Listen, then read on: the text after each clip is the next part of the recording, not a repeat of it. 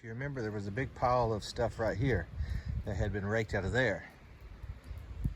Well, there it is over there. And in addition to that, we had a bunch of hay that was in this barn up here. We had a passageway that just had, it looked like at one time hay bales were being stored in there because there was twine mixed in with the piles of hay. And what I'm thinking is that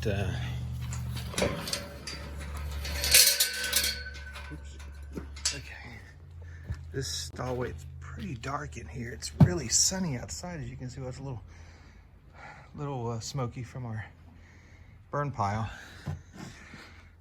but a little bit of daylight coming in here.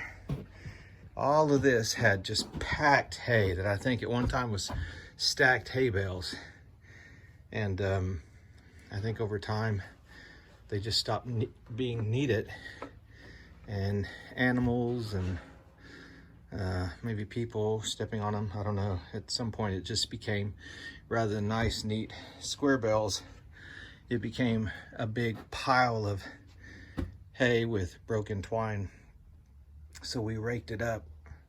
It's very dusty in here, and got it out. Still some detailing to do in here, especially probably from this point. That floor is good, but from this point over, probably going to just take all that wood up, those planks, because I fell through the floor a few times there, and just replace it with nice, good, robust boards, planks where you can walk in here safely. But all that's out. We burned it along with the brush on Raspberry Bluff or Raspberry Hill, whatever we want to call it. And another project checked off the list here at the Dusty Saddle. It's predicting rain changing to snows. It's hard to believe, as warm and sunny as it is today. You can see the sun up there. But sometime tonight it's going to drop, and it's going to be a high of 15 degrees, I think tomorrow, something like that, mid to upper teens. And